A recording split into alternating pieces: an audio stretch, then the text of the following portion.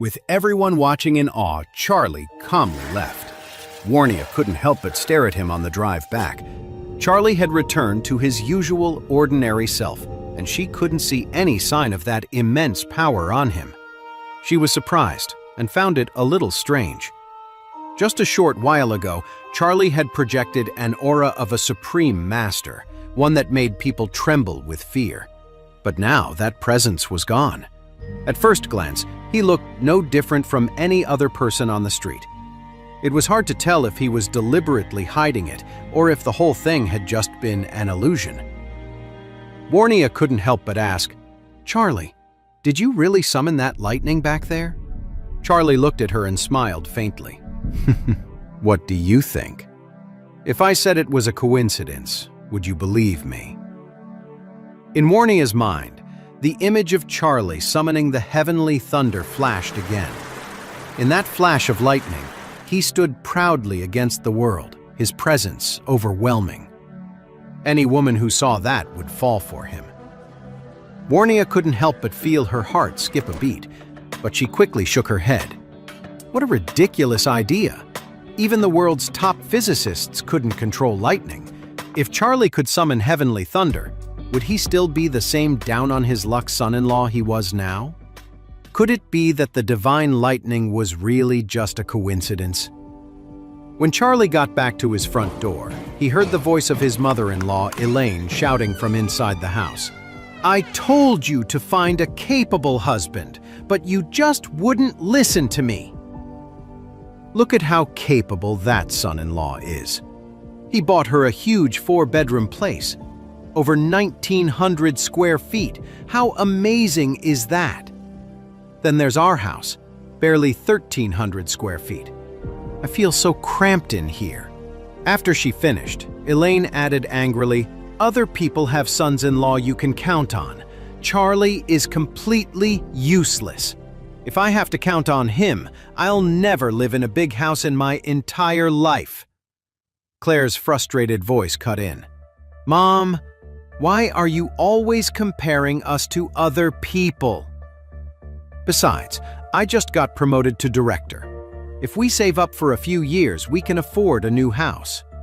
Elaine scoffed. "Wait a few more years, I'll be dead by then. Ever since you married Charlie, our family's life has gone downhill. We used to live in the Wilson family villa, and now look at this. This run-down dump. All of my friends live better than me." Claire said, "Mom, what's the point of always making these comparisons?" "It's frustrating," Elaine yelled. "I'm frustrated because I can't measure up to them. It's so incredibly frustrating." Charlie just shook his head, opened the door, and walked in. Seeing Charlie walk in, Elaine snorted. "Look who finally decided to come back. Are you going to cook dinner? We're all starving." Charlie smiled. "Yeah, Mom. I'll get started on it right now." With that, he headed straight for the kitchen. Charlie knew Elaine's character inside and out. She was a total snob who couldn't stand to see other people have nice things. He figured if she ever found out that Salman wanted to give him a villa to make things right, she would probably come over and start kissing his feet. Still, with Elaine acting like this, Charlie wasn't about to say anything about the house he'd been offered. While Charlie was busy in the kitchen, Claire came over and whispered, "Don't take what Mom said to heart. She's just obsessed with what other people have." Charlie pretended not to know what she was talking about. "What did Mom say? I didn't hear a thing." "Oh, sure you didn't," Claire teased, poking him on the forehead with her finger. "It would be a miracle if you didn't hear her." Charlie seized the chance and gently took her hand. Claire blushed and quickly glanced out of the kitchen, trying to pull her hand back, but Charlie held on. He looked down and saw she was wearing the bracelet he'd made for her. He smiled and asked, "So, is the bracelet working?" Claire snapped back to reality. She nodded and said, "You know, it really is effective. Ever since I started wearing it, I feel completely refreshed and so much more comfortable. What is this bracelet made of anyway? How does it work?" Charlie smiled. It's just a special kind of pearl. The white pearl on her wrist made her skin look incredibly smooth and fair. Her hand felt warm and soft in his, and he didn't want to let go. Claire noticed him staring, blushed, and quickly pulled her hand away, giving him a playful glare. Charlie smiled and asked, "So, you want to move to a new house too?" "Of course! Who wouldn't want to live in a new house?" Ever since Mom had to move out of the villa, she's done nothing but complain about how small and run down this place is. Claire sighed, then shook her head. "But houses are so expensive right now, and we just don't have that kind of money. So, we should probably just forget about it." But then, an idea seemed to hit her, and she blurted out, "Wait! We could go look at some houses first, just to see. We could figure out how much more a new place would cost compared to this one. If the price difference isn't too crazy, maybe we could actually upgrade." Before Charlie could even respond, Claire said excitedly, "That's it! Tomorrow's the weekend. Let's go out and look at some houses." Seeing how excited she was, Charlie nodded. "Since you want to go, I'll go with you." Claire immediately started looking up listings on her phone and decided they should check out some houses in the new district, where the neighborhoods were nicer. Right after they finished eating, there was a knock on the door. A delivery guy handed a small package to Charlie. "This is for you. Can you sign here?" After Charlie signed for it, he opened the package. Inside was a house key and several gold-plated key cards engraved with the words Thompson Villa, Unit A5. Just then, Charlie's phone rang. It was Solomon, the head of the White family. He said respectfully, "Mr. Wade, did you receive the key and the key cards? Thompson Villa is a development by Thompson Industries in Orus Hill. It's their most high-end project. Unit A5, the one I gave you, is the largest villa there. Not including the courtyard, it's over 10,000 square feet. Please, accept it." Charlie had heard of Thompson. They'd developed villas and high-rise communities all over Orus Hill, and they were known for having the most exclusive real estate projects in the city. A villa like that would go for at least $100 million on the open market. Looks like Solomon was really pulling out all the stops. So Charlie said casually, "That's very generous of you." Solomon replied ecstatically, "Not at all. It's an honor for the White family to be of service to you, Mr. Wade." Back in the room, Charlie casually asked Claire, "Honey, do you like the houses of Thompson Crest?" "Thompson Crest?" Claire exclaimed. "How could we ever afford a place there?" Even their regular high-rise apartments are twice as expensive as anywhere else.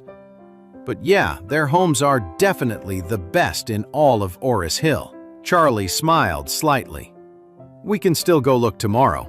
We can worry about whether we can afford it later." Claire quickly waved her hands. "No, forget it. Let's be realistic and just look at regular houses." Charlie smiled and said, "Look, I have a friend who works at Thompson. He said he might be able to get us an insider deal. We can at least go and see." The next morning, Charlie grabbed the villa key and access cards Solomon had given him, and he and Claire drove over to the Thompson Sales Center. Soon they pulled up in front of the sales center. The place was packed. It seemed like everyone in Orus Hill was curious about the Thompson properties. Even if they couldn't afford a place, they still wanted to come and see what all the fuss was about. Seeing the crowd, Claire said to Charlie, "Charlie, these places are way too expensive for us. We can't afford them, so let's not waste our time." Charlie smiled. "Honey, we're already here. What's the harm in looking? Besides, I want to see what a place like this is really like. Come on, let's just take a peek." Claire sighed. "All right, fine. I guess it's a chance to see what a top-tier Thompson home looks like." Inside, a crowd was gathered around a huge model of the development, listening as a sales agent explained the layout of the Thompson community. The area Thompson had developed in Orus Hill was massive. On the outer edges were high-rise residential buildings, which were their more standard homes. The units ranged from about 1,300 to 2,600 square feet. The prices were astronomical, starting well over $1 million. But in the center, The most desirable and private location was the villa section, with single-family homes. The villas ranged from around 3,200 square feet to over 10,000 square feet. With a yard and a basement included, the price was insane. In other words, the villa Salman had given Charlie was worth $130 million. The sales agent continued. We provide separate property management and security services for our distinguished villa owners. Even though the regular homes and the villas are in the same community, there's a fence separating the villa area from the rest of the development. The main residential area is already very secure. Unauthorized people aren't allowed in. But the villa area inside is even safer. Simply put, if a burglar somehow got into the main residential area, it would be impossible for them to get past the additional security for the villa section. So our villa owners have absolute peace of mind. Just then, a woman's angry voice cut through the air. Are you serious? So you're basically using the owners in the regular apartments as a human shield for the rich people in the villas? A lot of people in the crowd nodded in agreement. Listening to the sales agent, that's exactly what it sounded like. Charlie thought the voice sounded familiar. When he looked up, he saw it was a woman wearing heavy makeup. It was Claire's cousin, Wendy. What was she doing here?